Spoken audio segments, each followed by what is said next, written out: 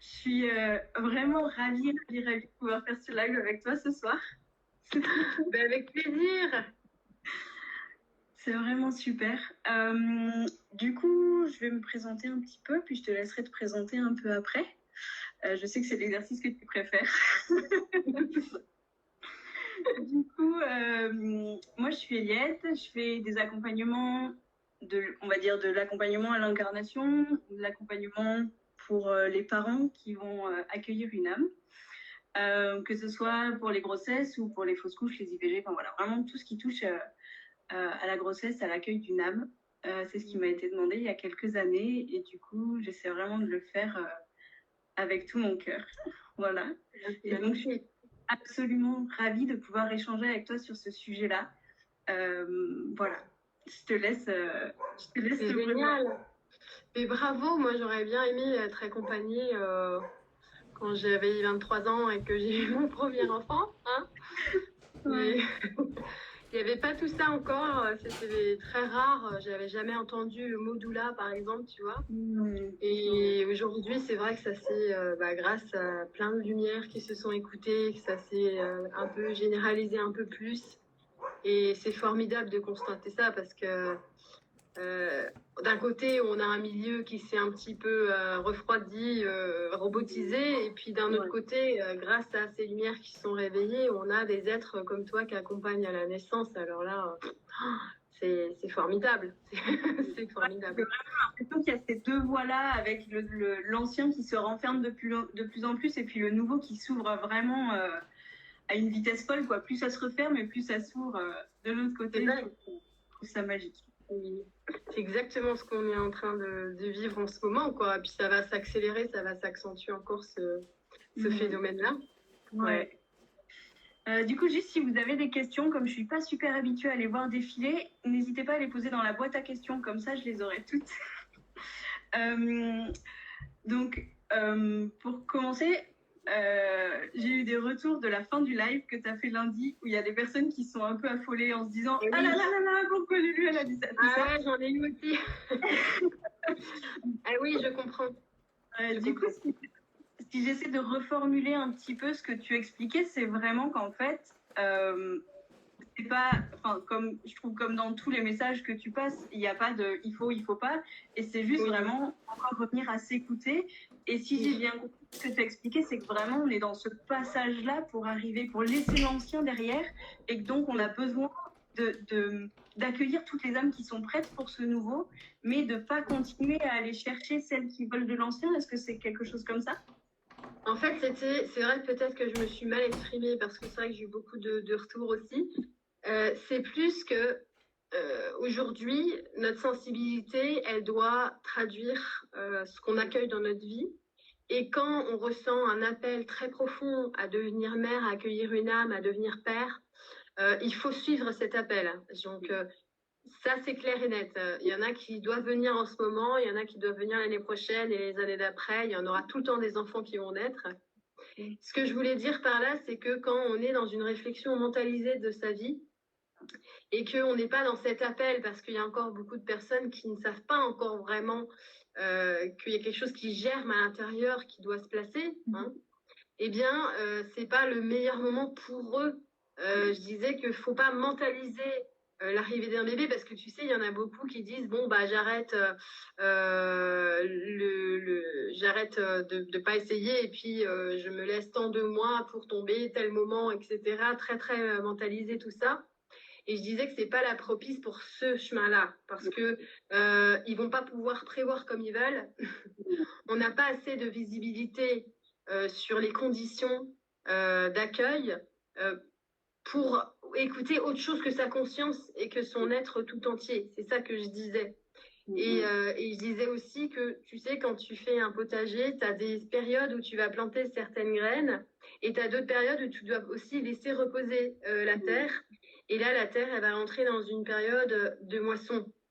Donc, c'est la période de la récolte, de la moisson, c'est pas la même période que l'ensemencement.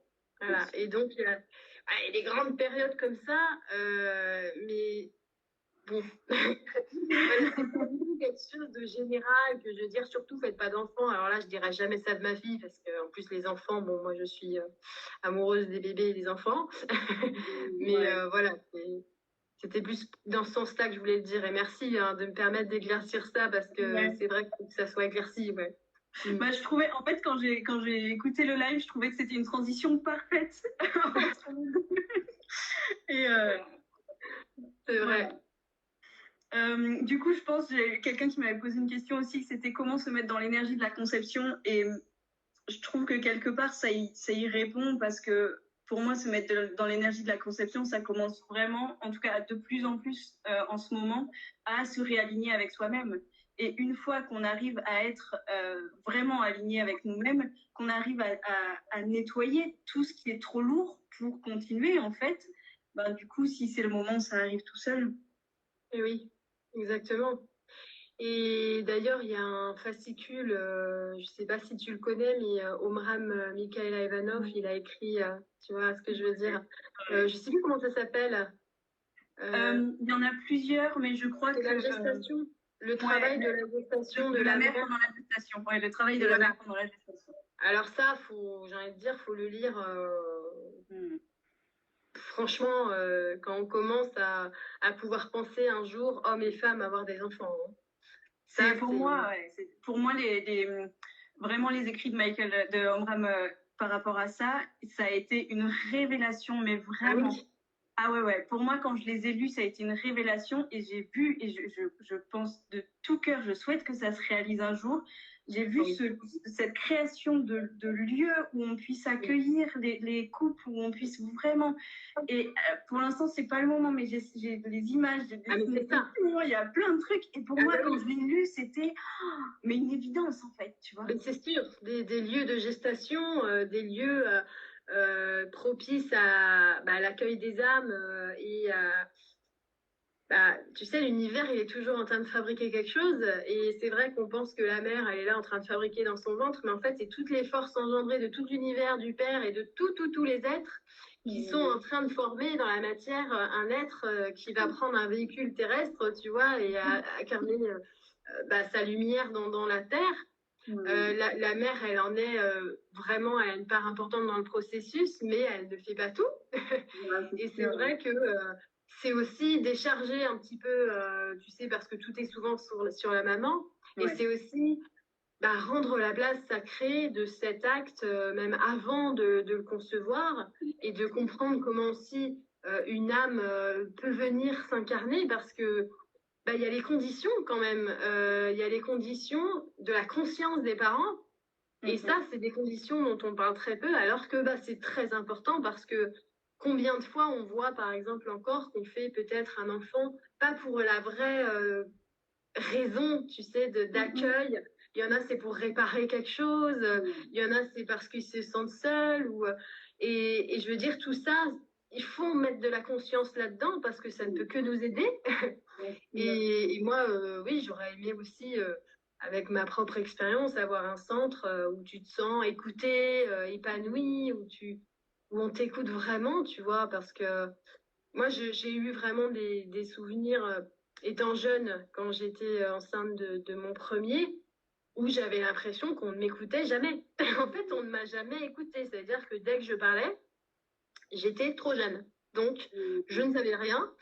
Et c'est vrai que aujourd'hui, je remercie justement, comme je disais, les personnes comme toi parce qu'on a une écoute disponible qu'on n'avait pas avant, qu'on n'avait pas autant, en tout cas.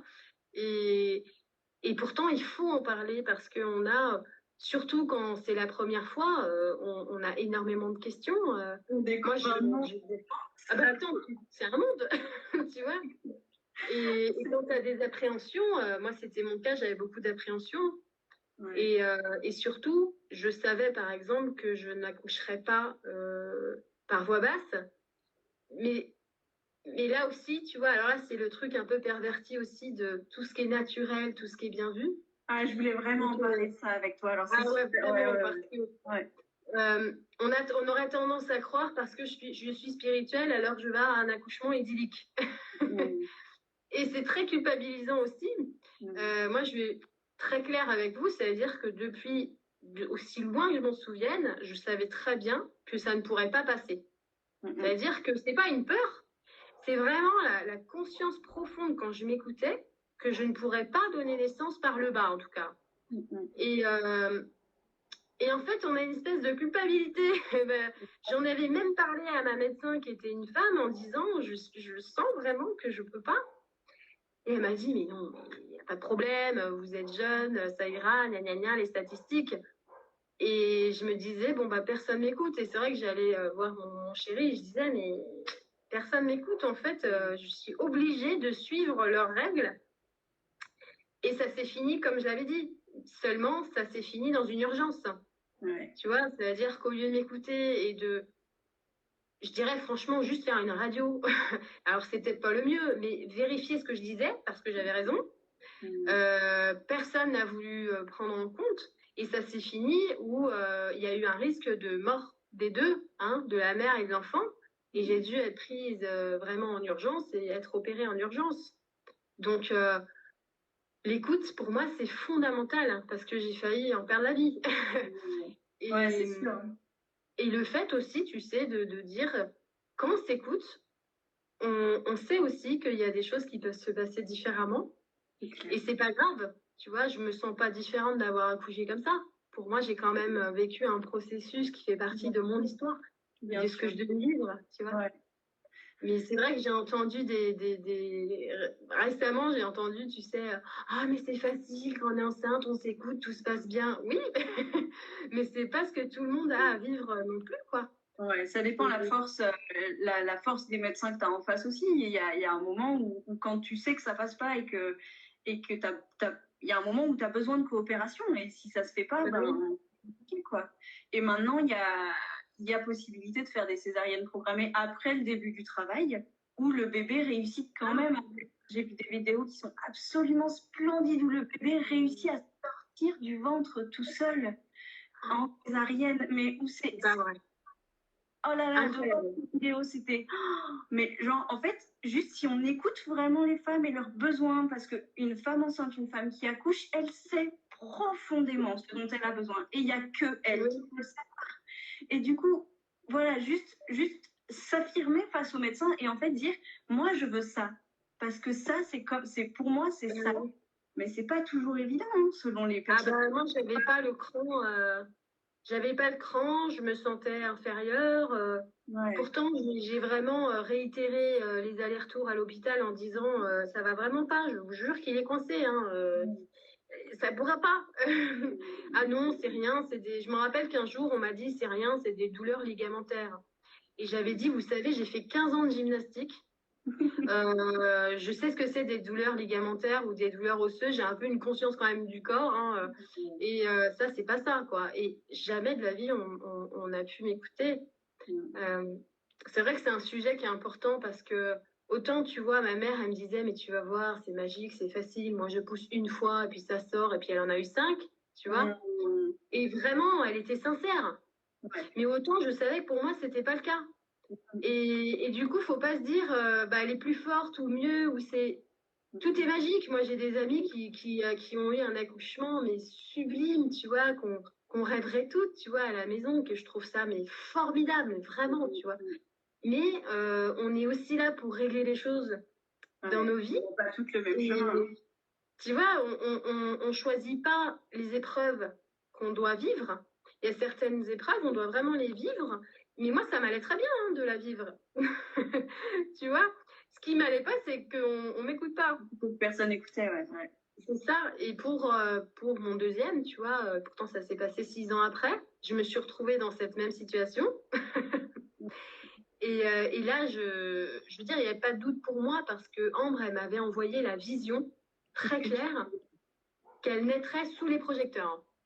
Ça veut dire au bloc opératoire. Tu vois, donc je savais. Mais même quand tu es à l'hôpital et même quand ils attendent et que tu es en travail et que tu dis, bah non, et que ça se finit quand même parce que tu l'as vu, hein, exactement comme je l'avais vu. C'est clair. Donc tu te dis, bon, bah c'est pas grave, au moins moi j'étais alignée avec, avec ce que j'ai vu, mais le monde va grandir et se rendre compte qu'on est toutes différentes. et qu'en fait, tout le processus, de toute manière, il est magnifique. Même dans la douleur, même dans la souffrance, ou dans cet épanouissement des femmes enceintes, parce qu'il y en a, elles sont profondément épanouies quand elles sont enceintes. C'est magique, tout est magique, en fait. Ouais, je trouve que la puissance de ces messages-là que les enfants peuvent nous envoyer avant la naissance, moi, j'ai accouché très très tôt, j'ai accouché à 5 mois et 3 semaines. Et 2 jours avant la naissance, ma fille, je me réveille en pleine nuit et je venais de télécharger le message, la vidéo de comment ça allait se passer. Donc, j'étais absolument pas prête à accoucher. Par contre, je savais quelles étaient toutes les étapes. Et j'étais tellement portée par cette force. Je suis arrivée à l'hôpital, les médecins m'ont parlé de césarienne, de trucs, de machin. Et je là, non, il y en a. En fait, ça va pas se passer comme ça. Moi, j'ai eu les images et je sais profondément comment ça va se passer. Et donc, ils me parlaient de césarienne, je leur disais, non, vous en faites pas, tout va bien se passer, elle va accoucher par elle va naître comme ça. Parce que j'étais dans un état, mais vraiment, j'étais tellement accompagnée, en fait, tu vois. Et je pense que cette écoute-là, vraiment, c'est quelque chose qui est tellement important de pouvoir. Moi, les médecins, et je sais pas, c'est quelque chose, j'ai jamais vu quelque chose de supérieur dans les médecins, et du coup, j'avais ce truc-là de leur dire, bah non, moi j'ai vu ça, vous en faites pas, je sais que c'est comme ça. Et c'est tellement puissant. Et du coup, tous ces messages-là qu'on reçoit, ne les remettez jamais en cause. Jamais, jamais, jamais. Parce que c'est vraiment ça le plus important, quoi. Mais vraiment, vraiment ça. Et puis, tu sais, j'ai un souvenir avec Lino. Donc voilà, quand j'étais toute jeune, j'avais tout le travail et tout avant la cerise sur le gâteau. Mais, et en fait, j'avais des contractions tellement fortes que moi, je me sentais incapable de les gérer. Et à un moment donné, j'en vomissais. Et je me suis excusée à la sage-femme. J'ai dit, je suis vraiment désolée, en train de pleurer. Je disais, je suis vraiment désolée, je n'arrive pas à gérer, je suis trop nulle. Je me sentais nulle, tu vois, vraiment nulle, quoi. Et elle m'a dit, ah non, mais pas du tout. Ah non, mais il faut pas croire ça. Ah non, mais tout va bien, faut pas vous dire que vous êtes nulle, c'est très bien. Et je sais pas, elle était tellement bienveillante à ce moment-là, parce que j'étais au bout de ma vie, que je pense que j'ai lâché une culpabilité, tu vois. J'avais vraiment une culpabilité d'être nulle, de pas pouvoir faire comme tout le monde, comme on nous montre dans les films et tout, tu vois, parce que tu as une énorme culpabilité. Mais parce qu'il y a quelque chose qui est comme généralisé. Et c'est ça. Mais toutes les femmes, cette période-là de je vais pas y arriver, mon corps il peut pas faire, parce que c'est quelque chose qui est tellement puissant en fait qu'on n'est pas habitué à donner naissance. C'est pas un truc, voilà, le corps sait faire, on peut lui faire confiance, mais c'est vraiment ce passage-là où on a besoin de quelqu'un de bienveillant qui vient nous dire mais si ce que tu fais, tu vas y arriver, tu vois. Et c'est ça en fait dont une femme a besoin, que ce soit de son compagnon, que ce soit d'une sage-femme, d'une doula, peu importe en fait. Une femme, à ce moment-là, elle a juste besoin qu'on lui dise que ce qu'elle fait, c'est super.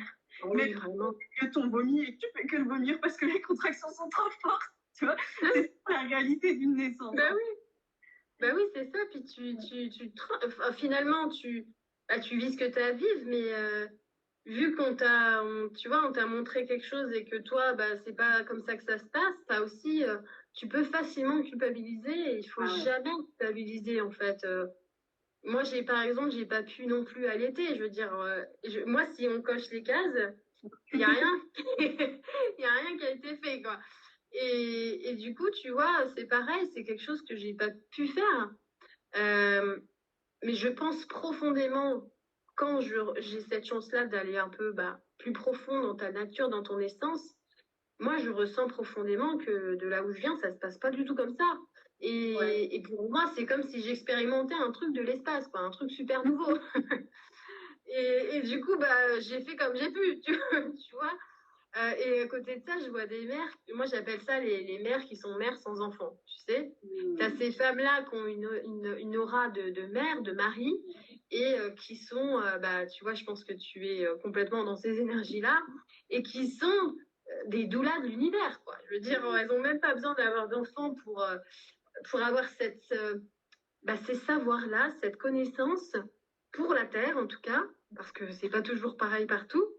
Et c'est un joyau que d'avoir des personnes comme ça et qu'elles se révèlent et qu'elles accompagnent parce que la Terre en a besoin. C'est pour ça que quand tu m'as proposé, je me suis dit, mais tellement, il faut mettre en évidence ces gens-là. C'est trop important de les mettre en évidence. J'ai hésité pendant tellement longtemps à t'envoyer un message.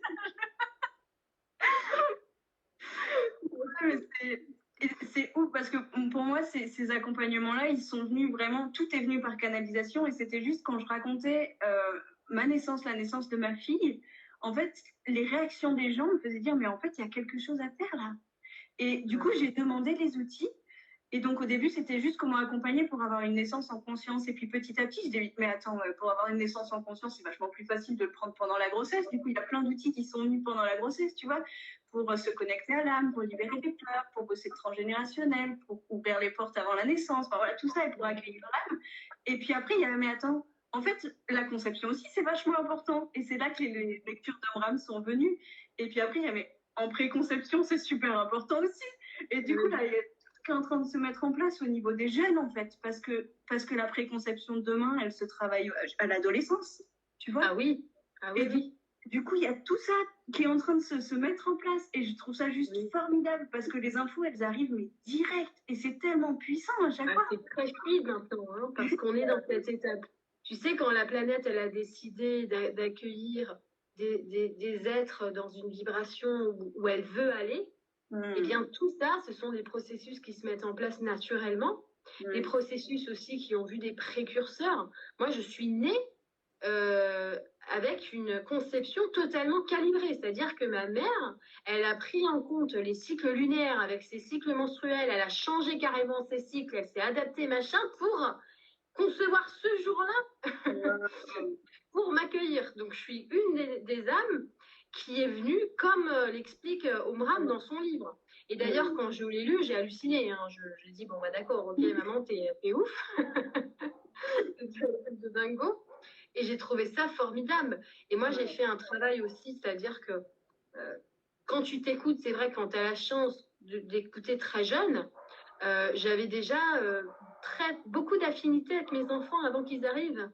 Et je n'ai fait que les reconnaître, en fait. Et c'était une aventure ensemble. Je sais que, tu vois, par exemple, je sais ils avaient choisi de ne pas venir justement par voie basse, mais de choisir la césarienne parce que ça leur permettait de conserver quelque chose. C'est ça qu'ils m'ont dit. Et oui, et c'est hallucinant parce que ça permet comme si tu veux, cet effort d'étranglement, quand tu l'enlèves, ça leur permettait quelque part de conserver une lucidité, je ne sais pas comment dire, ils m'avaient expliqué ça. Et du coup, j'ai compris leur volonté de venir comme ça, tu vois, genre tout beau. Parce que c'est vrai que quand ils naissent en césarienne, ils sont tout beaux, genre ils sortent, je sais pas, ils sont tout lisses, c'est trop marrant. Et ils ont les yeux super ouverts. Moi, quand on m'a posé mon fils, j'ai dit waouh, il me regarde. Et c'était ça. Et c'est drôle parce que tu n'as que des validations. Encore il n'y a pas longtemps, il y a une amie qui m'a dit, mais tu sais, j'ai lu qu'en fait, quand ils venaient comme ça, c'était aussi pour quelque chose et ça ne faisait que valider ce que mes enfants m'avaient dit. Tu vois. Donc là aussi, il n'y avait aucune culpabilité à avoir, il n'y avait rien du tout à... Il n'y a pas de peur à avoir, en fait. Hein.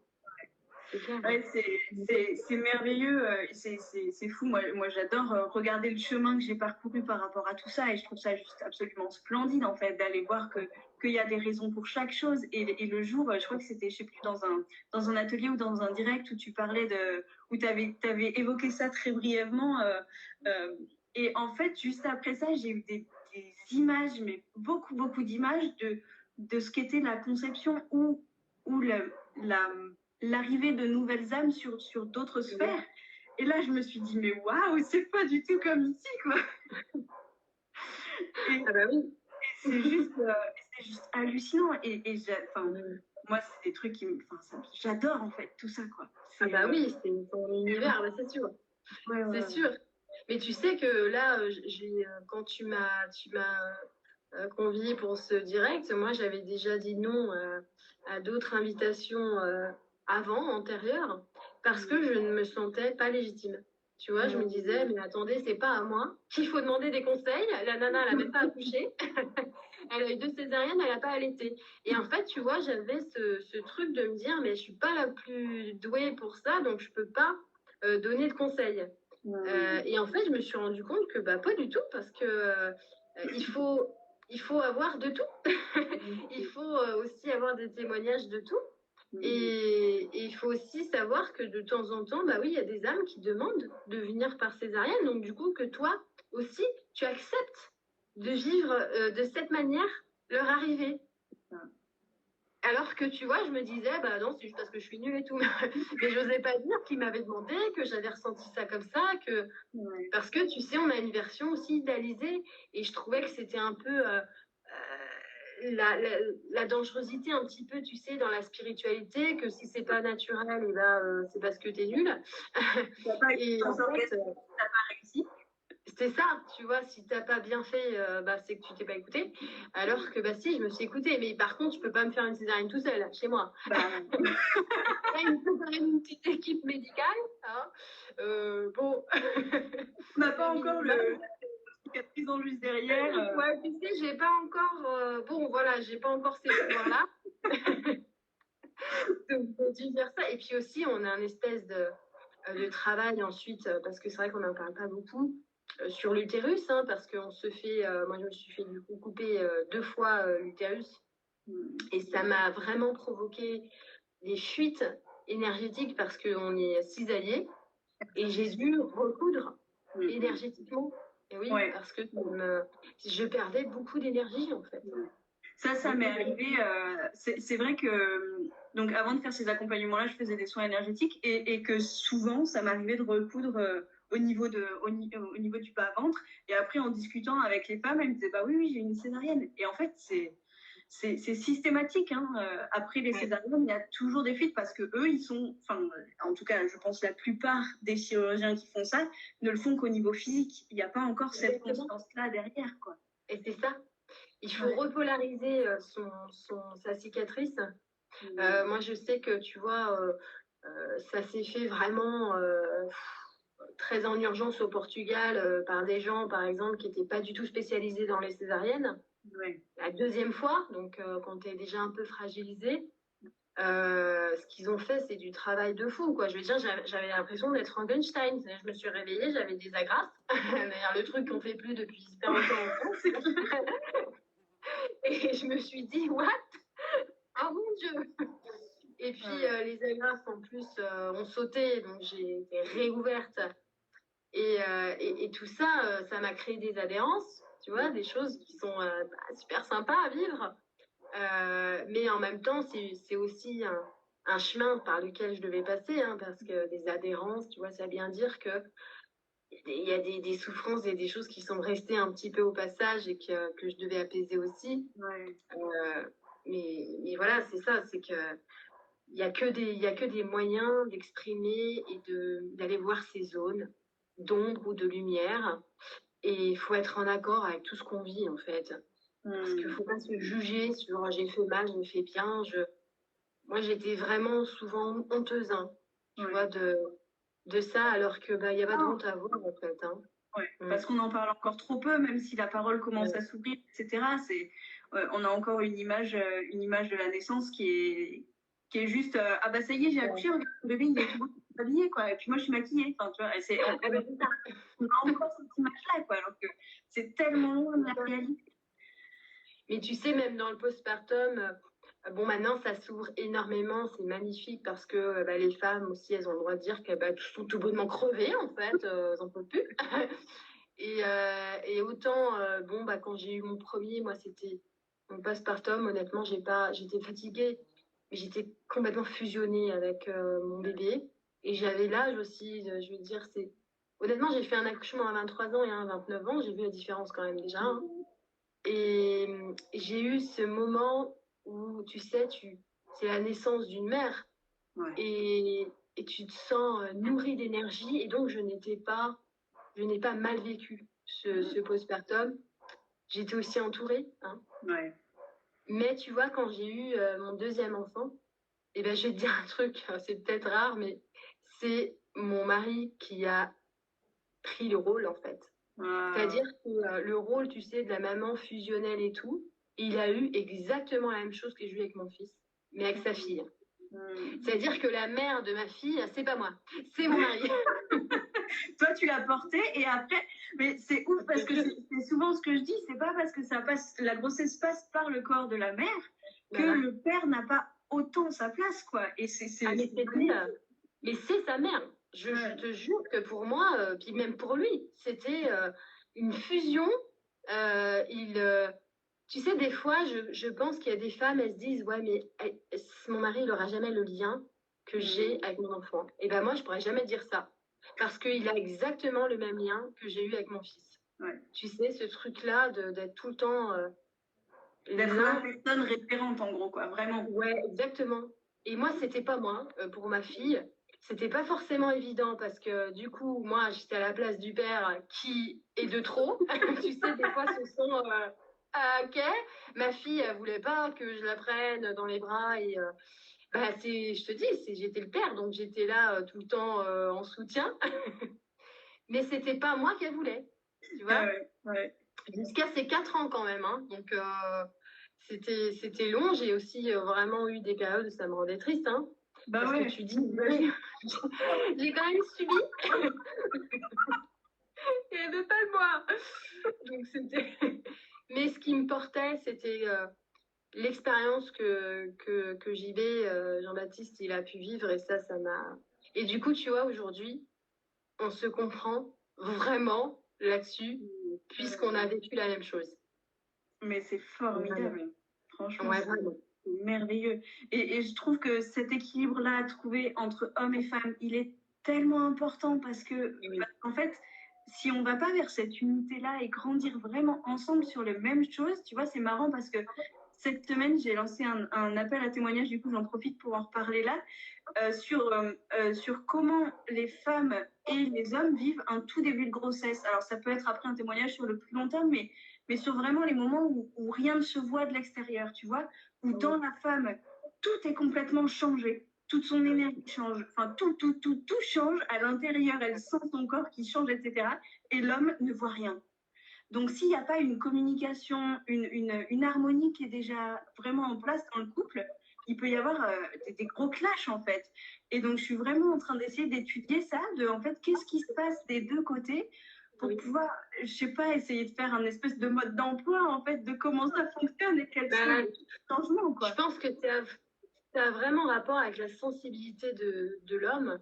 Ouais. Moi, je sais que j'ai l'impression qu'il vivait ces changements en même temps que moi au tout début. Mais d'ailleurs, c'est lui, à chaque fois, qui savait avant moi que j'étais enceinte, en fait. Ouais. Tu vois, il était tellement relié à moi.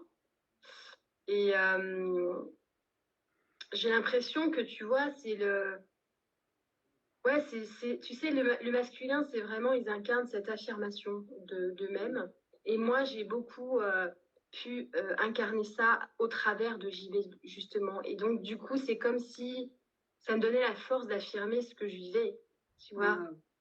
Et pour moi, on l'a fait ensemble, mais du début jusqu'à la fin, quoi. Je lui disais ce que je vis là. J'ai l'impression d'avoir un locataire. et on découvrait ensemble, en fait, parce que il voulait tout savoir, et puis moi, je voulais tout lui dire, parce que je voulais partager ce truc de fou, tu vois. Mais c'est ça, c'est... Moi, je trouve que le père, il a été mis à l'écart, tu vois. Beaucoup trop. Ouais, ça, c'est beaucoup sûr. trop. Et alors qu'il est sensible. Il ressent les émotions de sa femme. Et pour moi, tu vois, on est vraiment... l'expression de deux polarités qu'on a chacun. Ouais. Parce que le non masculin, il est caché, mon féminin, il est montré, mais lui, son masculin, il est montré, son féminin, il est caché. Ça veut dire qu'il a la sensibilité, il a tout ça. Il pourrait même avoir un enfant. C'est ça, si on pouvait, ce serait possible. Voilà, parce qu'en fait, sur des planètes évoluées, un peu plus évoluées, c'est vrai qu'on parle plutôt de matériel génétique et qu'on fait une symbiose en équilibre. Et donc, on voit bien on voit plus en tout cas l'équilibre entre l'homme et la femme, tu vois. Et moi, je disais souvent à JV, j'ai l'impression que toute la responsabilité est sur moi, mais pas de sa part à lui, de la part de tout le monde. De la société Tu en sais, fait. tu vois, tout le monde regarde ce que tu manges, ce que tu fais, ce que tu... Bah, j'ai l'impression, j'ai dit à JV, mais j'ai l'impression d'avoir toute la responsabilité sur moi alors qu'on fait ensemble. Et je trouve que c'est dur de mettre toute la responsabilité sur un seul être, tu vois. Ah ouais, c'est clair. Alors que c'est l'univers qui est en train de conspirer pour réaliser son œuvre. Et t'es pas du tout seul. Tu vois, et souvent, bah, du coup, on est comme obligé. Des quoi? Quand t'es enceinte, tout le monde sait mieux que toi ce qui est bon pour toi. Et du coup, c'est comme si ton corps était pris, mais à un moment, stop, et oh, c'est pas ton bébé, quoi. C'est ça, c'est coucou, je suis encore là, en fait. C'est moi, toujours. Et je fais un truc en plus, c'est vrai, mais j'ai des émotions, des sentiments. Mais c'est vrai, hein. Mais c'est beau, tu vois, de redonner la place comme ça à chacun, de désengorger un petit peu la responsabilité de la mère parce qu'elle n'est pas là pour tout gérer, pour tout faire. Je veux dire, au bout d'un moment, moi, je reçois énormément de messages de mamans qui se trouvent nulles parce qu'elles n'arrivent pas à gérer, parce qu'elles ont un enfant en bas âge et qu'elles n'arrivent pas à concrétiser leur projet parce qu'elles n'ont pas le temps ou qu'elles n'ont pas les idées claires parce qu'elles sont fatiguées. Et je passe mon temps à leur dire, c'est normal. Okay. On manque cruellement d'aide. Je veux dire, au bout d'un moment, c'est pas possible. Tu as besoin de dormir, tu as besoin de te régénérer.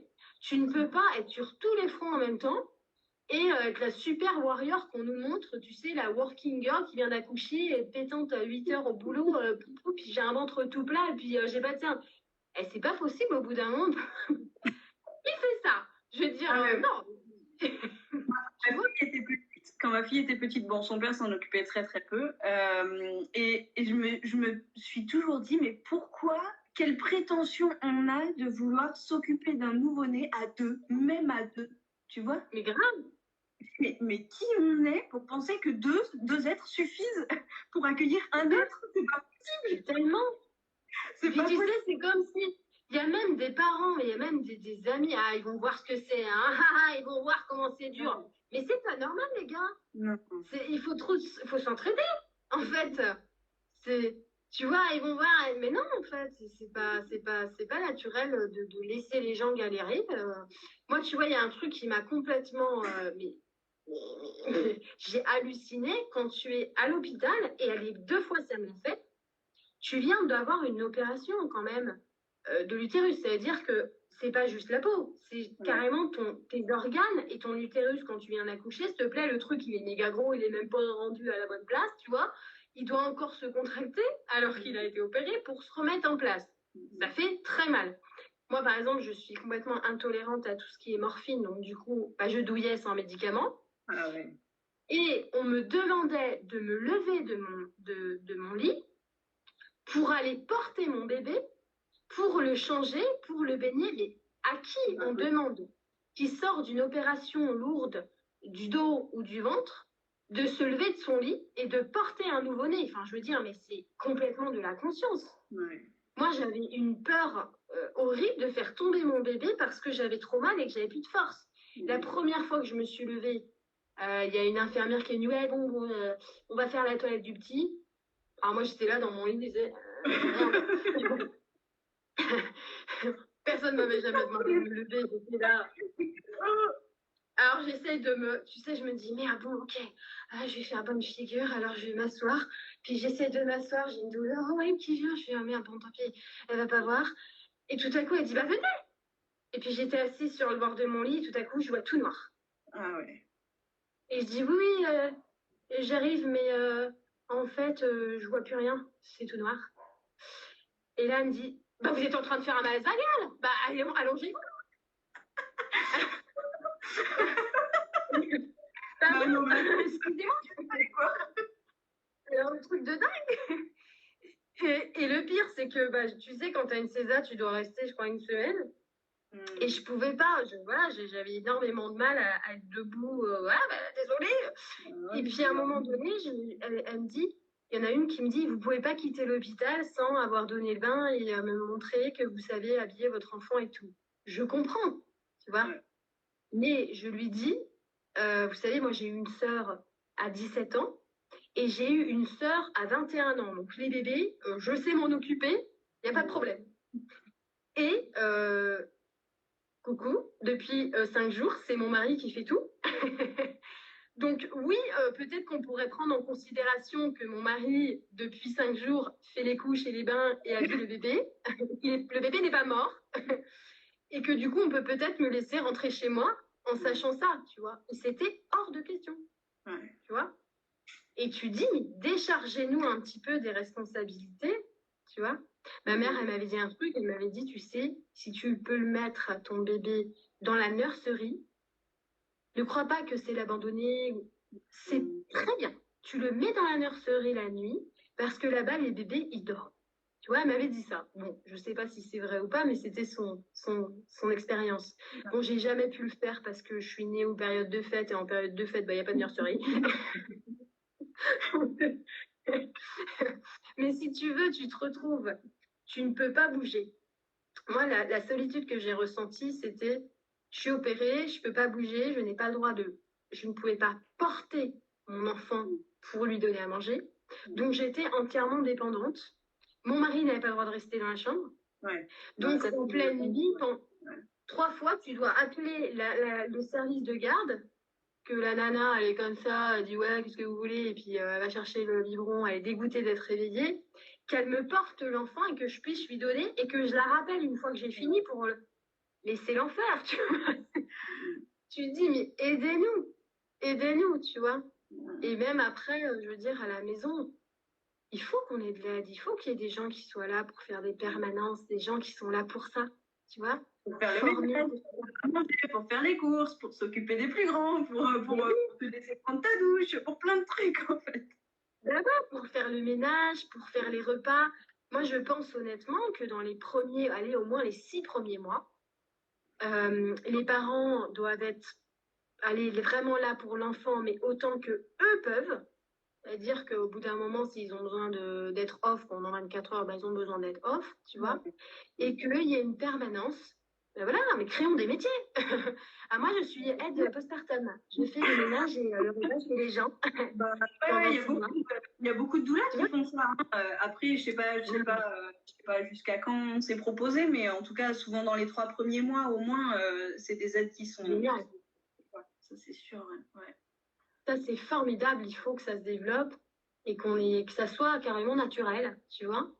Et comme ça, je rêve de plus avoir de messages de mamans qui se sentent dépassées et du coup qui sont nuls. Tu sais, encore une fois, bah, je suis nulle, j'arrive pas. Tu sais, tous les humains. Ah oui.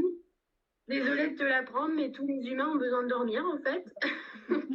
C'est normal. Le manque de sommeil, c'est le pire, c'est le pire truc, je pense, qui puisse être. À la fois, c'est transcendantal parce que tu te dis, j'aurais jamais pu penser atteindre un niveau de zombie. C'est ça. Je suis dans les 2 mondes en même temps, et dans le monde onirique et dans le monde. Je sais plus si je suis réveillée ou endormie. Ouais. C'est une expérience incroyable quand même. Mais après, tu te dis, est-ce que c'est les meilleures conditions? Non, je pense pas. Tu vois. Non, c'est sûr. Ouais. C'est vrai. Il y a eu quelques questions. Du coup, alors, il y a les âmes choisissent leur date et heure de naissance, donc c'est que c'était déjà prévu. Alors attends, je la relis. Les âmes choisissent leur date et heure de naissance, donc c'est que c'était déjà prévu. Alors c'est sûr que nous, vu qu'on voit la chose d'une manière linéaire, on a l'impression qu'elles ont prévu un creux du temps. Mais si on voit ça, on prend la théorie des cordes et qu'on voit qu'il n'y a que des moments présents, elles sont déjà, j'ai envie de dire, catapultées dans le moment présent que tu vas vivre. Hein, et ça correspondra à une date, oui. Ouais. Mais en fait, elles sont déjà dans cette corde du temps. Donc, c'est pas prévu, c'est déjà fait. Ouais, Tu vois, c'est comme si l'âme, elle se dit, bon, bah, je suis là, tu vois. Et puis, bah, je vais choisir, je vais fusionner avec 7 cordes du temps. Donc, c'est déjà fait, tu vois. Et toi, bah, tu vois, tout ça, c'est déjà là. Et toi, c'est toi qui es là. C'est toi qui es déjà dans le passé, tu sais. Et pouf, tout à coup, tu arrives dans ce moment présent. Donc, c'est pas prévu, c'est déjà fait. C'est déjà acté. C'est déjà là. Donc, ça ne peut que être juste, en fait. Ouais. Merci. Après, il y a quelqu'un qui dit: je ressens profondément que l'âme que j'attends a profondément choisi d'être accueillie aujourd'hui. C'est vraiment elle qui me rassure, car moi-même, je suis parfois dans le doute. Comment puis-je l'accompagner? L'amour. Franchement, l'amour, l'acceptation, quoi. Faut vraiment, et je vois beaucoup de questions, est-ce que je serai à la hauteur? Non, mais déjà, c'est une fusion qui a déjà été établie avant, hein. Là, c'est la partie des retrouvailles physiques, mais l'amour, il est établi depuis le début du commencement de l'infinité. Donc, t'as rien à faire, en fait. Vraiment, quoi. Vraiment. Et ça me fait penser, ça me fait rebondir sur quelque chose, que ce soit des expériences de grossesse, des fausses couches ou des avortements. C'est toujours l'énergie d'amour qui sera présente. Toujours, toujours, toujours. Moi, j'ai avorté 2 fois, une fois quand j'avais 18 ans et une fois il y a un peu plus d'1 an et demi.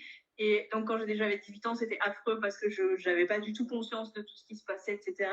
Et en fait, il y a 1 an et demi, je l'ai vécu en conscience. Et en fait, c'était un enseignement, mais tellement immense pour moi de vivre ça. Et c'était juste de ressentir l'amour que l'âme qui souhaitait venir, tout cet amour juste qui rayonnait. Et c'était un moment tellement merveilleux parce qu'il n'y avait pas de pas juste. Et c'était juste Voilà. encore une expérience d'amour qui était tellement puissante.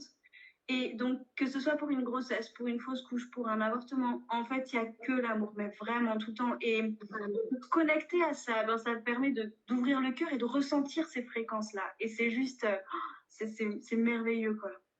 Exactement.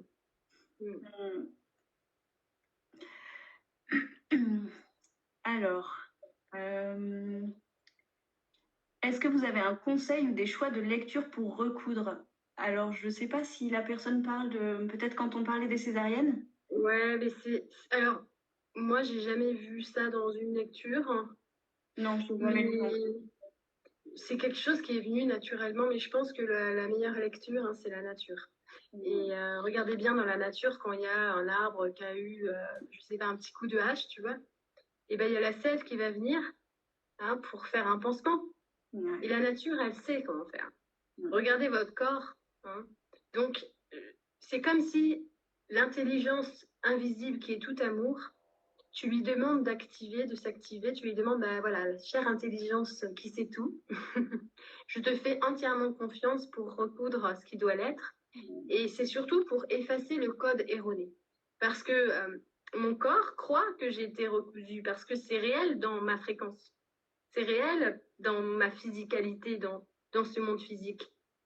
Mais je vais vous dire un truc, votre essence n'a jamais été opérée. Jamais. Tu n'as jamais manqué de rien, tu n'as jamais été déchiré. Ton essence, elle est toujours parfaite. Tu vois, tu es la perfection. Et tu le sais pas. Et tu expérimentes beaucoup de choses. Et donc, tu crois, tu vois, que, bah, oui, là, ce que je vis, mon utérus, on l'a coupé, ou j'ai eu des points, etc. Donc, c'est simplement de revenir à cette conscience de ton essence et de laisser l'intelligence au-dessus de tout ça, tu vois, omniprésente, recoudre. Donc, elle va refondre tout ça. Moi, je me suis autorisée à enlever, comment dire, le code erroné. J'aime bien appeler ça un code erroné, tu vois. Ouais, c'est beau, parce ça. que le code originel, il est parfait. Vraiment. Ouais. Et ça me fait vraiment penser, ça c'est sûr que le corps est suffisamment puissant pour pouvoir faire ça. Et pour le coup, j'ai expérimenté 2 fois sur des coupures, parce que c'est vrai que la première fois, je m'étais coupée au poignet, là, vraiment. et le sang s'était arrêté de saigner net. En fait, j'avais vraiment ressenti toute cette énergie qui était arrivée sur la blessure. Et il n'y a pas très longtemps, je me suis replié un couteau sur le doigt. Et en fait, ben ouais, mais en fait, ce truc, il était ancré en moi que c'est OK, qu'il n'y a plus de coupure. Et en fait, j'ai enlevé le couteau, il n'y a pas du tout de sang qui est sorti. J'ai refermé les deux peaux l'une contre l'autre, j'ai mis un petit strip et j'ai pas saigné en 3 jours, c'était refermé. Mais genre, c'était quand même un couteau qui s'est refermé, quoi, genre presque sur la moitié du doigt, tu vois. Mais c'était juste, en fait, ça s'est ancré il y a quelques années avec cette blessure que je me suis fait au poignet. Et ça s'est revenu là sur le doigt. C'était, je pense, après le direct que tu avais fait sur le père. Et c'était tellement puissant d'expérimenter ça, tu vois. C'est ça. Et je pense que c'est la même chose pour les césariennes, pour toutes les blessures qu'on a. Et comme pour les blessures que nos enfants ont, en fait, c'est pareil. Et oui, et la blessure, elle est là parce que tu l'as fait vivre, parce que tu as la croyance, parce que tu cultives ce code erroné. Hein, Et mais donc, tu dois apprendre, en fait. Tu dois apprendre à justement laisser partir cette croyance et ce code erroné et comprendre qu'en fait, tu sais, on parle toujours des lois physiques, mais on parle moins des lois spirituelles. Ouais. Et tous les maîtres ne sont plus soumis aux lois physiques. Et on dit alors qu'ils font des miracles. Bah évidemment, puisqu'ils sont soumis aux lois de l'univers, du cosmos. Évidemment. Physiquement, tu peux pas trop marcher sur l'eau, tu vois. Bon, mais si tu vas dans une conscience qui va au-delà de la matière, hein, et que ta vibration, que tu prends conscience que ton corps est particule d'atomes en vibration et donc lumière et amour en vibration, si tu as une pleine conscience de ça, mais qui te dit que tu pourrais pas devenir aussi léger que le vent, hein, comme dans Paulo Coelho, tu vois, l'alchimiste. On a beaucoup de témoignages de ça. Et donc, du coup, il faut toujours revenir à cette vérité sacrée que tu n'es pas ton corps, tu fais l'expérience d'eux, mais tu n'es pas le corps meurtri. Ton essence est toujours divine par nature. Donc, refonds ton corps dans ton essence. Et c'est comme ça que, tu sais, on dit qu'il y a des maîtres qui ont dit qu'en fait, ils se régénéraient tous les 7 ans. Voilà, des maîtres qui sont, ils ont une longueur de vie absolument incroyable pour nous. Hein. Et tous les 7 ans, ils se régénèrent parce qu'en fait, ils disaient qu'ils élèvent la vibration de leur corps de matière pour... ils l'élèvent, si tu veux, dans l'éther, ils l'élèvent dans ce plan sublime de leur essence. Et c'est comme si tout à coup, tout est updaté. Tu as remis à jour le corps. Ouais, c'est ce que je viens d'avoir comme image, genre tu re-encodes tout, quoi. Absolument, absolument. Et il y a même dans la littérature des personnes, par exemple, qui ont fait l'expérience de certains vaisseaux, etc. Et même dans la vie, hein, il le dit. Par exemple, il y a aussi une histoire où quelqu'un, c'est un jeune homme qui avait retrouvé des lettres de son père et il avait su que son père, en fait, il avait été embarqué dans un des champs parce que son père était agriculteur. Et en fait, pendant des années et des années, son père, il allait être enseigné dans un vaisseau. Mais il avait promis de le dire à personne, mais il avait fait des lettres. Et il parlait, tu vois, d'une salle du vaisseau qui faisait ça. C'est-à-dire que il re-encodait ton corps de matière, il changeait sa variation de fréquence, tu vois, il la fusionnait, et puis que lui, du coup, il était toujours, hop, il revenait, il était de plus en plus, il était quelque part toujours ensemble, tu vois. Il y a pas un moment dans le vaisseau d'amis, une pièce, genre leur pièce de méditation ou un truc comme ça, il n'y a pas quelque chose qui ressemble? Il y a la pièce de méditation pour se connecter au divin, mais il y a aussi la pièce des toilettes. Ah oui, c'est Et tu vois, c'est encore une question de fréquence, c'est que toute la pièce, elle est faite pour que tout ce qui vibre à une certaine fréquence en deçà de ton... voilà, et ben c'est retiré. Donc il avait envie de faire caca, en fait, c'est ça. Il avait plus envie de faire caca, plus envie de faire pipi, ses cheveux étaient complètement comme si le plus propre du monde, tu vois. Il était tout à fait... ouais. Excellent. Alors, du coup, enceinte à 15 ans et seule, j'ai demandé à avoir une IVG. Que se passe-t-il pour l'âme dans ce cas? Alors, est-ce que je peux répondre ou tu as envie de répondre? Vas-y. Hein. Du coup, de mes expériences par rapport à ça, tu expérimentes et l'âme expérimente. Et du coup, c'est ce que je disais tout à l'heure, c'est que de l'amour dans cette expérimentation-là. L'âme, elle va pas t'en vouloir, elle va pas être déçue, elle va pas, voilà. Si c'est vraiment le moment pour elle de s'incarner, alors elle pourra aller s'incarner avec un autre couple de parents. Et au contraire, si c'est vraiment juste pour elle de s'incarner avec toi ou avec ce couple-là, dans ces cas, elle attendra que pour toi, ce soit aussi le bon moment. Donc, en fait, c'est juste une expérience. Et je t'invite juste à pouvoir te connecter à ces vibrations de l'amour, parce qu'en fait, c'est ce qui est le plus merveilleux à vivre dans cette expérience. Vraiment faire ce qui est juste pour soi. Il y a une différence entre vraiment, je ressens que c'est pas maintenant, tu vois, que je dois l'accueillir. Donc c'est juste. Comme j'ai déjà vu, par exemple, je suis une IVG parce que je suis retombée enceinte, et puis bon, là, c'est de l'inconscience. Hein. Ouais. Mais quand on ressent profondément que c'est pas le moment, mais on apprend quand même. Tout le monde est en train d'apprendre. L'âme qui vient, qui va repartir, toi qui as vécu cette expérience, qui va mettre de la conscience justement sur tout ça, et puis moi je sais que ça donne aussi une expérience sacrée après de quand tu voudras vraiment avoir un enfant. Ah ouais, ça c'est sûr. Ça c'est sûr, tu as une autre vision après, tu vois, de la chose. Ouais. Donc c'est que des enseignements tout ça, c'est que de l'amour tout ça. Ouais. Ah, vraiment, vraiment, que ce soit des fausses couches ou des IVG, vivez-le vraiment sous ce prisme-là, parce que ça change tout. Hein. Moi, d'avoir vécu une IVG à 18 ans où j'étais pas du tout dans la conscience et où j'ai souffert pendant des années et des années parce qu'il y avait cette connexion que je comprenais pas pourquoi elle partait pas, etc.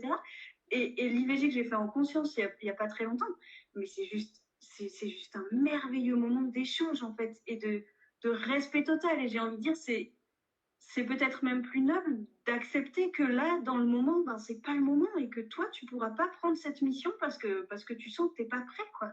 Bah oui. Et puis, franchement, quand bien même tu te trompes, tu vois, c'est pas grave. Et t'es en train d'apprendre quand même. Ça se trouve, bon, c'était mieux pour toi qu'elle arrive, et puis finalement, toi, t'as pas senti ça comme ça, c'est comme ça. Mais c'est pas grave.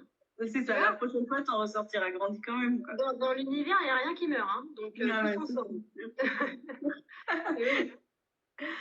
Et d'ailleurs, tu sais qu'à ce sujet-là, il y a le petit Flavio du livre Je viens du soleil, qui est gratuit sur mon site et sur Light Edition d'ailleurs, je crois. Et lui, il dit un truc comme ça, ça fait des années que je l'ai lu, mais il dit un truc genre, j'avais le choix entre toi et une autre maman, j'avais choisi en gros une autre maman, mais au dernier moment, elle n'a pas voulu. Donc du coup, alors je sais plus si c'est dans ce livre ou c'est le petit David, mais c'était un témoignage d'un enfant qui avait cette conscience-là quand il est venu. Et tu vois, il disait, l'autre, elle n'a pas voulu finalement, donc je suis allée chez toi. C'est ça. Mais il disait pas, ouais, elle est horrible, tu vois. Non, il n'y a pas de ça. Ouais. Et puis il y a toujours, et tous les choix sont justes, et puis voilà, pour moi, il n'y a aucune culpabilité à avoir dans ces choix-là, quoi, mais vraiment. Voilà, tu peux y aller en confiance, vraiment. Puis en plus, quand on a 15 ans, on a beaucoup de pression en ce moment. Ouais. Donc vraiment, te tracasse pas, comme disait ma mère, te tracasse pas. Franchement, te tracasse. Ouais. Alors, comment savoir si on veut un enfant pour soi ou pour lui? Ah, c'est une belle question, ça. Hein. C'est les deux. Hein. Ouais. Tu peux pas en voir que pour toi, parce que quelque part, je pense que c'est les deux, en fait. Hein. Je sais pas pour toi, mais moi, ça me fait vraiment comme si ding dong. T'as l'impression que ça vient à toi, en fait. Hein. C'est ça. Pour moi, il y a vraiment... de toute façon, ce sera pour les deux parce que c'est des retrouvailles en général. Hein. Avec le seul truc, pour moi, la question qui est importante à se poser, c'est est-ce que tu veux un bébé ou est-ce que tu as envie d'accompagner une âme sur son chemin?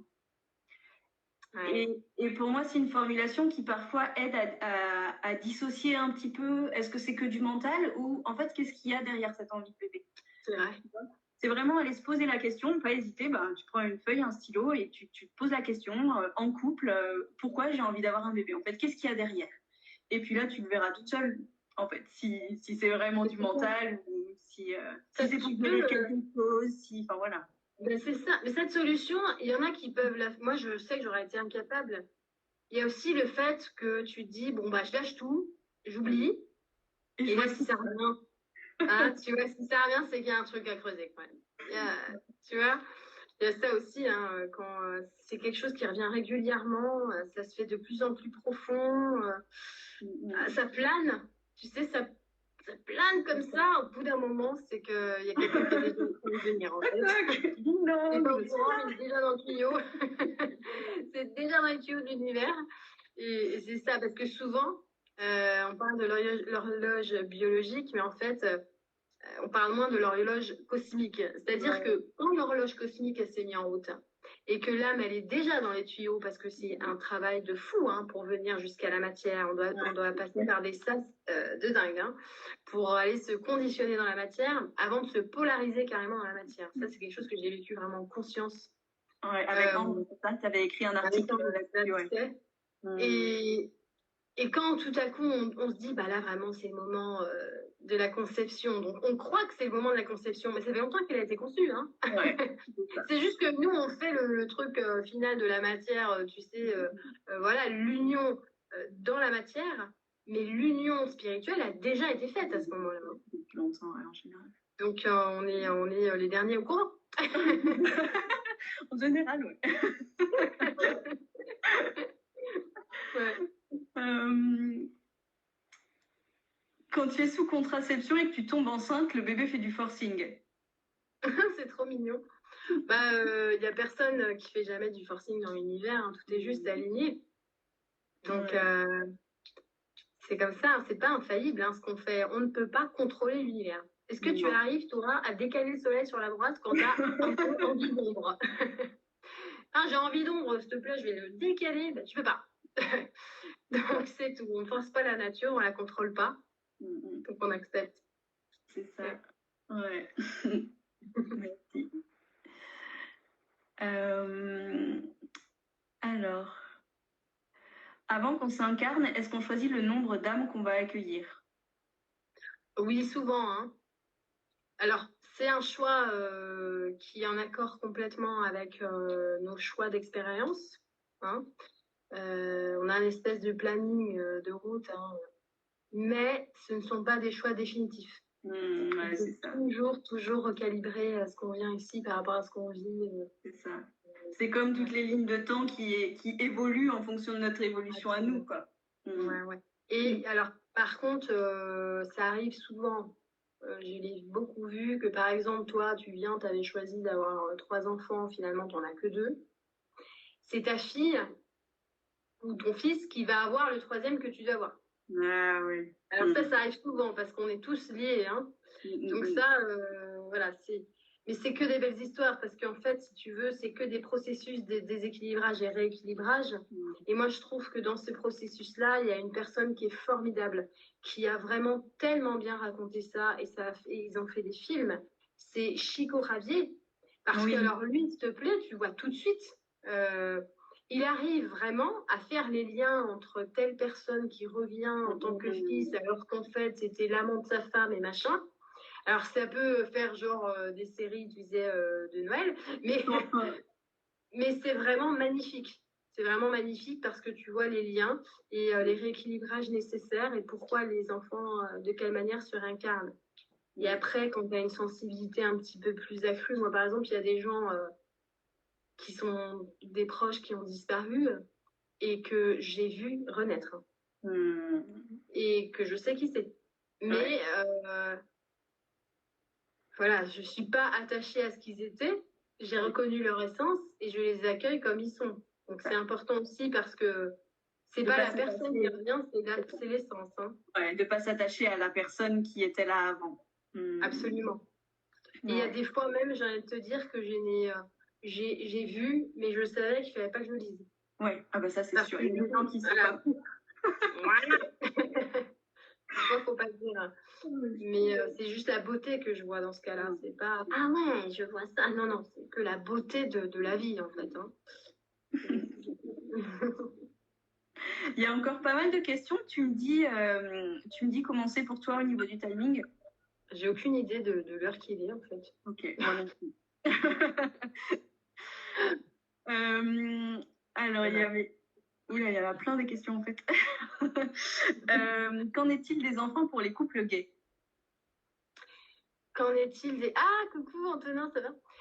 Bah écoute, moi je pense, sincèrement, hein, le socle c'est l'amour, d'accord? Et on est tous là pour expérimenter. Donc, le plus important pour un enfant, c'est la quantité d'amour qu'il va trouver dans la maison, tu vois, dans le foyer où il va arriver. Donc, on n'en a rien à faire, finalement, de quelle apparence sont ses parents, on va te dire, franchement, mais même s'il est au milieu de la forêt, entouré de loups qui sont hyper aimants, tu sais, comme Mowgli, voilà, bon, bon, je vais aux extrêmes, mais c'est vraiment la quantité d'amour dans laquelle il sera accueilli qui va donner son berceau à l'enfant, quoi. C'est très important, ça. C'est le plus important, vraiment. Ouais, je suis tout à fait d'accord avec ça. C'est vraiment, pour moi, enfin, en tout cas, du point de vue de l'âme, quand elle arrive, ça n'a aucune importance. Mais vraiment. Ah non. Dans le sens, il n'y a aucune différenciation, quoi. Ah ouais, puis je veux dire, c'est pareil, hein, elle va choisir d'avoir de tels parents, tu vois, je veux dire, elle choisit tout, hein. Elle choisit l'endroit, le moment, elle va choisir, elle a ses expériences à faire, Ouais. Hein, mais le plus important, c'est l'amour, vraiment. Ouais. Alors, que signifie le fait de venir au monde avec le cordon ombilical autour du cou? Un regret. Ah bah, c'est arrivé avec ma mère et puis elle s'en souvient en fait pourquoi elle a fait ça. Parce que souvent okay. c'est considéré. Ça va. Je vais voir si ça valide. C'est non, je n'ai pas envie d'y retourner. Ouais. C'est clair. Ouais. Bon, voilà, mais après, je veux dire, ça montre une chose, c'est que le libre arbitre, il est toujours là. Hein, donc, voilà, même quand tu es dans le ventre, ça commence. Ouais, et pour moi, c'est pareil. Est-ce que je remets le couvert ou pas? Ouais, c'est ça. Bon. Ça. Pour moi, les bébés qui ont un cordon autour du cou, les bébés qui arrivent en siège, etc., c'est le même questionnement. C'est vraiment, je sais pas ce que je vais faire. Du coup, il peut y avoir une astuce pour les parents, c'est vraiment de rentrer en contact avec l'âme et de la rassurer, de lui montrer tout l'amour qu'il y a autour et que ça, en général, bah, ça peut aider un bébé à se retourner 2-3 jours avant la naissance. Ça peut vraiment, vraiment débloquer beaucoup de choses, de montrer à l'enfant à quel point il est attendu, il va être aimé. Et ça, bah, ça peut tout changer en fait au moment de la naissance. Ah, mais tant qu'on vraiment plus on va rétablir la communication entre le parent accueillant et l'âme entrant, ça sera de plus en plus apaisé et il y aura de moins en moins de choses comme ça. Et j'ai envie de dire aussi quand on aura un petit peu moins de bazar sur la terre, parce que franchement, pour venir, hein. J'avoue, quand t'es bien dans les mondes des maisons, tranquillou, et que tu dis bon allez, ouais, trop cool, je vais retourner dans le zoo. Ouais, il y a un moment donné, je pense que tu peux te dire non, je suis refroidie. Et papa, j'ai dit oui. Des fois, je dis à JB, purée, j'ai pas dû lire les petites lignes.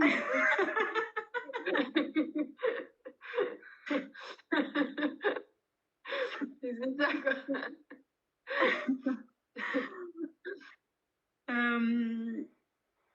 Alors, il y a pas mal de questions autour de la contraception. Est-ce que c'est futile? Quel conseil de contraception? La pilule, c'est pas OK. Le préservatif, c'est risqué. Voilà, il y a quelques questions autour de la contraception. Je comprends, et c'est parce qu'elle n'est pas encore... c'est pas une contraception de conscience. Moi, je n'ai pas de contraception. C'est une contraception de conscience. Je ne sais pas comment dire, mais déjà, je pense déjà à la base de la base, il faut resacraliser l'acte. Parce que c'est pas, pour moi, honnêtement, c'est pas OK de dilapider l'énergie sexuelle comme ça, parce que l'énergie sexuelle, c'est la force créatrice qui est tout amour, c'est ce qui vous permet clairement de vous éveiller spirituellement, de faire des bébés spirituels. Qu'est-ce que c'est des bébés spirituels? C'est de pouvoir justement entrer dans des régions de votre âme, de votre être, qui sont très hautes. Et pour ça, il faut que l'énergie parte d'en bas, hein, et remonte tout là-haut. Donc, si vous passez votre temps à faire des parties de jambes en l'air parce que ça vous détend, je pense qu'il faut, et moi j'en ai fait des directs et j'en ai parlé, j'ai écrit là-dessus, il faut vraiment reprendre conscience de la force sexuelle, de qu'est-ce que c'est. Parce que là, Et puis on le voit hein, sur les moments où il y a vraiment cette union puissante et enfin moi je le vois vraiment comme je sais pas trop comment l'écrire, mais comme cette plante puissante qui va aller chercher cette énergie très élevée. Et ben en fait, je veux dire pour moi c'est de plus en plus difficile. Enfin dans le sens là pour l'instant j'ai pas de compagnon, mais donc la question se pose pas. Mais je ne projette plus de relation. En tout cas, je ne vois plus ça arriver pour autre chose que pour de la conception. Dans le sens où, pour moi, c'est quelque chose de tellement puissant que ça devrait être sacré. L'acte sexuel est sacré et il ne doit en rien être un déchargement émotionnel. Voilà. Alors, désolée si je me fais des ennemis en disant ça. Et il y en a, tu sais, j'ai déjà parlé de ça, qui m'ont dit ah ouais, là, dis donc, elle est coincée, Lulu. Désolée, mais moi, je vais vous dire un truc, c'est que c'est clair et net depuis que je suis née. Je n'ai pas eu d'ailleurs de plein de partenaires comme ça, ou vouloir découvrir à tout prix la sexualité et puis comment on pouvait faire plein de choses, parce que pour moi, c'était clair et net dès le début. C'est que je suis comme une eau sacrée et celui qui met une goutte de vin va teinter mon eau. Donc, c'est très sacré pour moi. Ça a toujours été comme ça. Je n'ai voulu, par exemple, avoir qu'un seul partenaire. Et c'est celui avec lequel j'allais, comment dire, créer, tu vois, vraiment ensemble et évoluer ensemble. Bon, je sais pas, ça s'est pas passé comme ça parce que je me suis laissée fourvoyer par mes amis. Mais c'est vrai, hein, parce qu'elles disaient, mais attends, ta manière de penser, s'il te plaît, c'est complètement has-been, ou hein, vas-y, sors avec lui, t'inquiète, et tout. Et on m'a tellement finalement martelé, tu sais, que je me disais, je dois avoir un problème. Mais en fait, non, aujourd'hui, je sais très bien qu'en fait, j'avais une conscience du sacré que c'est. T'es pas comprise. Ouais, et puis quoi qu'on en dise, moi je vais vous dire, mais mon partenaire il en a conscience également. Ça veut dire que quand il a des fois ses instincts animaux qui se réveillent, parce qu'on a une part animale en nous, il arrive à le comprendre, à le savoir et à pas me choper comme la proie. Non mais c'est débile, mais je vous assure que c'est pas rien ça, c'est pas rien. Et donc il est dans ce respect de lui-même. Ça veut dire qu'il ne rentre pas forcément dans cette partie animale, qui va transcender ça. Et je te jure qu'il se sent, mais c'est une harmonie intérieure qui se passe à ce moment-là. Et ensemble, on s'harmonise dans une énergie qui est non plus inférieure, attention, ça ne veut pas dire mal, mais des chakras inférieurs, parce que le premier, le deuxième et le troisième chakra, c'est ça. Et qu'on va trouver dans les chakras du cosmos. Et ça va être comme une fusion, mais vraiment. Ça n'a plus rien à voir. Ça n'a rien à voir avec le sport, tu vois, et qu'après, t'es crevé.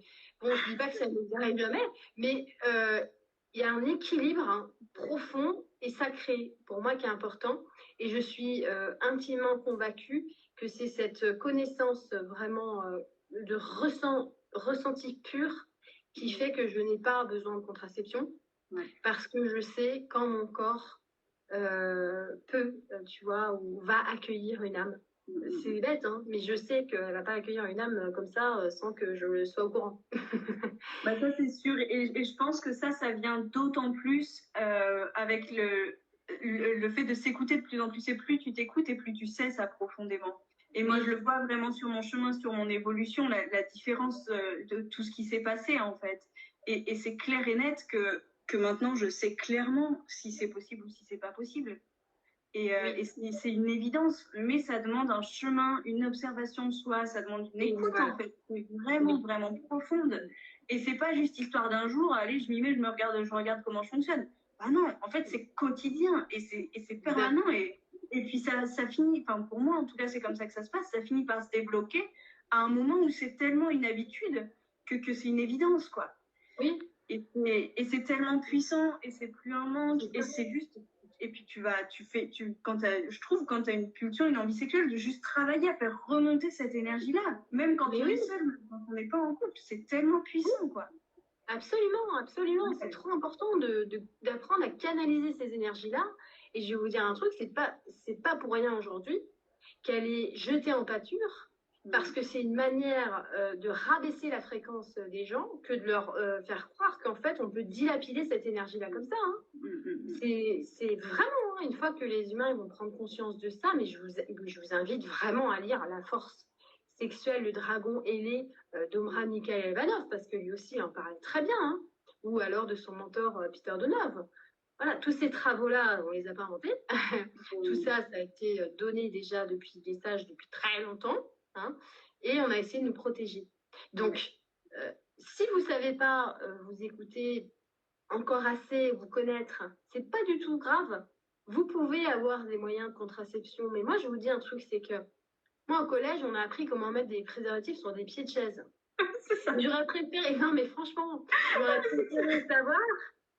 j'aurais préféré qu'on me dise comment je m'écoute, comment je regarde comment dans mon cycle je me sens, à quel moment du coup je sais que je suis en période d'ovulation ou pas, parce que c'est complètement hallucinant de mettre un préservatif sur un pied de chaise, franchement. Ouais.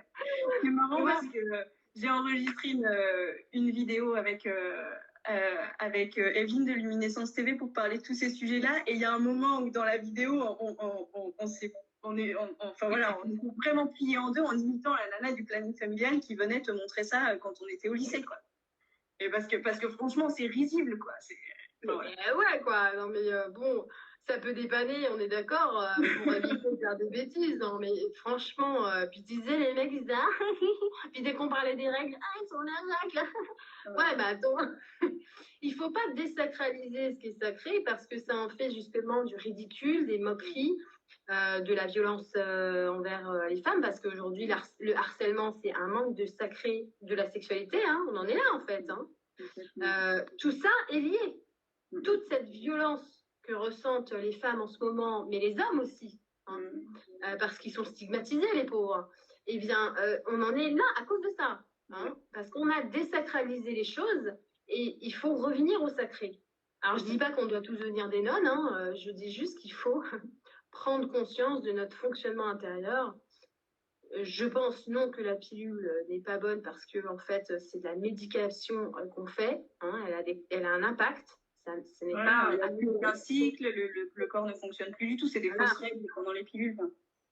Rien n'est anodin. Et il y a un truc sur lequel j'aimerais revenir, que pour moi en tout cas il y a des choses qui se recoupent, c'est par rapport, parce qu'il y a énormément de personnes qui viennent me voir en disant ben voilà, je fais des fausses couches à répétition ou j'arrive pas à avoir de bébé, etc. Et c'est juste, pour moi il y a un lien que en fait les âmes, il y a une âme qui est là présente autour de toi, mais en fait elle attend que tu fasses ce pas-là parce qu'elle va plus vouloir venir. Soit tu as des choses à nettoyer et du coup ben, les fausses couches elles sont là aussi pour aider ce nettoyage-là. Et donc, mets de la conscience dans chaque fausse couche, va déposer quelque chose. Et oui, il y a des fois, ça peut être super puissant, mais tu en as besoin pour pouvoir faire un nid douillet. C'est comme, est-ce que tu accueilles un bébé dans une grange en travaux, quoi. Bah, exactement. C'est un peu le même parallèle. C'est ça, puis il faut dire aussi que bah, bravo, c'est bien d'avoir fait cette fausse couche. Ouais. Faut pas Alors, tu as le droit d'être dégoûté, de crier à l'injustice et d'être triste. Tu vois, j'ai une amie qui avait fait une fausse couche et qui m'a dit j'espère que l'âme, ça ira et tout. Hein. J'ai dit, mais tu es déjà en train de culpabiliser que tu t'es même pas remise, en fait. Mais fais ton deuil, pleure ce que tu as à pleurer, lave ce que tu as à laver. C'est une épreuve que tu as vécue, que tu es resté, tu as perdu quelque chose. En tout cas, c'est ce que tu as la sensation de vivre. Donc, permets-toi de ressentir ce que tu ressens. Oui. Mais fais pas comme si tu sais, non, je ne dois pas le ressentir. Mais non, tu ressens ce que tu ressens, tu traverses ce que tu dois traverser. Et une fois que tout sera traversé et que ça sera pleuré et que ça sera conscientisé, tu vas te sentir apaisé. Parce que quand tu as un chagrin d'amour et que tu chiales toute la nuit pendant une semaine, c'est parce qu'il faut que tu chiales. Parce qu'à un moment donné, tu as tellement tout pleuré que tu as l'impression que ça y est. C'est bon. C'est tout enlevé l'eau de mon corps, c'est tout remis. Mais c'est l'eau des émotions et elle est dans l'eau de notre corps et il faut qu'on passe par ce qu'on a à passer, quoi, sans se culpabiliser. Faut pas croire qu'on est toujours, moi je suis toujours au top. Mais non, si tu es toujours aligné avec toi-même, il y a des moments où tu dois pleurer. Hein. Il y a des moments où, voilà, c'est bien. Il n'y a rien de mal. Ouais. C'est ça. Vraiment. Mais ne pas culpabiliser, ne pas se dire le corps il fonctionne pas. Au contraire, le corps il fonctionne à merveille, mais vraiment, il faut juste lui faire confiance. Parce que s'il y a encore des choses à nettoyer avant d'accueillir une âme, il y a encore des choses à nettoyer. Et c'est OK, c'est juste comment je peux l'accueillir pour pouvoir grandir avec ça. C'est ça. Exactement ça. Bah, ils ont de la chance de t'avoir, hein, je vais te dire. C'est cool. Merci. Génial. Oh, wow. Il y a plein de questions. Ouais, il y en a plein. Est-ce qu'il peut y avoir plusieurs âmes qui attendent avant d'être enceinte et en fonction de ce qu'on fait ou pas, c'est telle ou telle âme qui vient s'incarner en soi? Alors, qui attendent quand on est enceinte. Alors, non, enfin, oui et non. Oui et non, c'est pas aussi simple que ça. Hein. Mais parfois, ça se joue vraiment au dernier moment. Ça, c'est vrai. Ça, c'est vrai. Mais la plupart du temps, quand même, le processus, il est, comment dire, il est unique. Hein. L'âme, elle est là, elle a ses parents. Mais il y a quelques fois où, en effet, il y a un changement d'un coup. Il y a deux âmes qui vont switcher finalement, tu vois. Ça. Mais ouais, ça reste. Ça peut arriver dans certains cas, ouais. Ouais, ça peut arriver. Ouais. Alors, j'ai une autre question. Comment savoir que le oui... Attends, comment savoir que le oui, quand j'ai décidé de garder cet enfant pas calculé, vient du hara et pas d'un cœur maternel en quelque sorte qui s'active? Je pense honnêtement que peut-être il y a des choses, tu sais, on ne peut pas vraiment savoir au moment où on le choisit. Mais grâce à Dieu, grâce à l'univers, il y a la loi d'affinité, qui est la loi de cause à effet et que tout le monde adore appeler la loi d'attraction. Ça veut dire que de toute façon, dans ta vie, tu vas avoir les conséquences de tes choix. Et ce qui est génial, c'est que grâce à cette loi des conséquences de cause à effet, tu vas comprendre la nature de tes choix puisque tu vas en avoir les conséquences. Tu vois? Donc, c'est pas grave si tu sais pas, parce que ce que tu vas vivre de ce choix que tu as fait, de toute manière, ça va t'amener à le comprendre. Donc, je pense que, tu sais, il y a des fois, il y a des choix, on ne sait pas pourquoi on les fait, on n'est pas sûr, mais c'est pas grave du tout, parce que c'est la suite qui va nous enseigner pourquoi on a fait ce choix-là. C'est sûr. C'est sûr. Ouais. Et puis les enfants, une fois qu'ils sont là, ils nous apportent tellement à partir du moment où on est dans l'amour. Et c'est juste... Et puis, tu sais, alors, il y a des gens, après, il y a des fois, ils regrettent. Hein. Ça arrive aussi. Hein.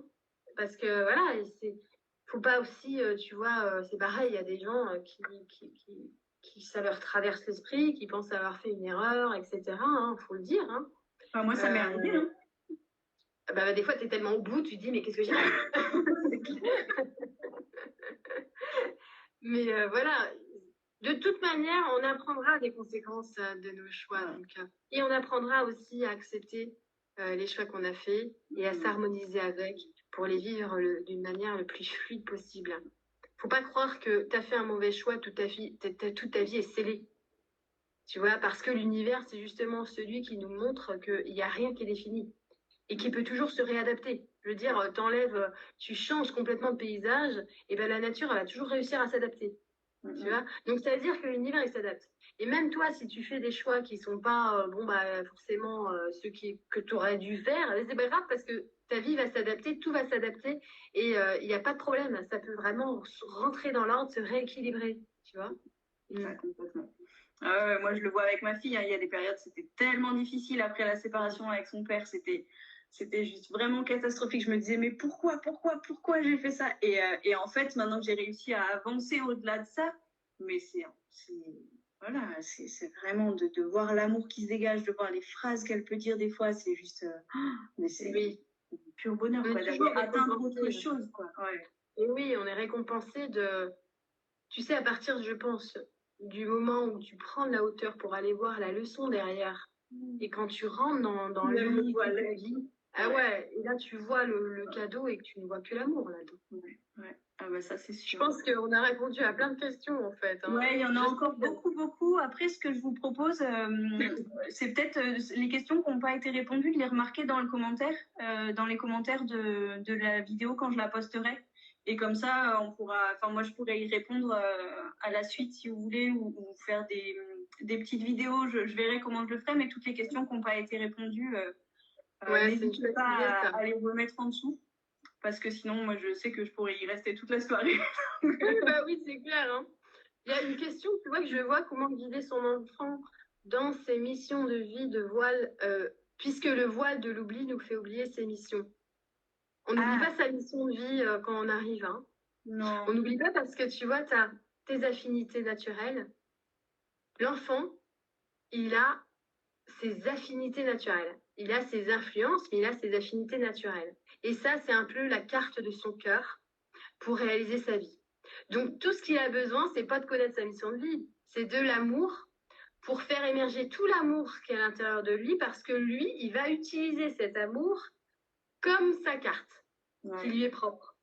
Donc, tu n'as même pas besoin de savoir pourquoi il est là, qu'est-ce qu'il va faire. Tu as juste besoin de l'aimer, ton enfant, et de l'aimer assez grand pour qu'il s'aime, lui, assez grand pour qu'il se réalise. C'est ça. C'est tout. Ouais. Tout. Ouais. Mais merci en tout cas. Je sais que JB m'attend. Donc, ok. Franchement, je suis ravie de ce partage. Merci à toi. Et vraiment, bravo, parce que là, moi, je sens avec des personnes comme toi, je me dis, bon, les gens, ils ont vraiment des gens en dedans. C'est fantastique. Franchement, bravo, merci. Hein. Merci beaucoup. Moi, je suis vraiment ravie d'avoir pu échanger avec toi. Et puis, merci à tout le monde d'avoir participé. Et encore une fois, n'hésitez pas à remettre toutes les questions que vous avez dans les commentaires de la vidéo. Merci beaucoup à tout le monde. Merci à tous. Merci Lulu. Bonne soirée, bisous. Bonne soirée.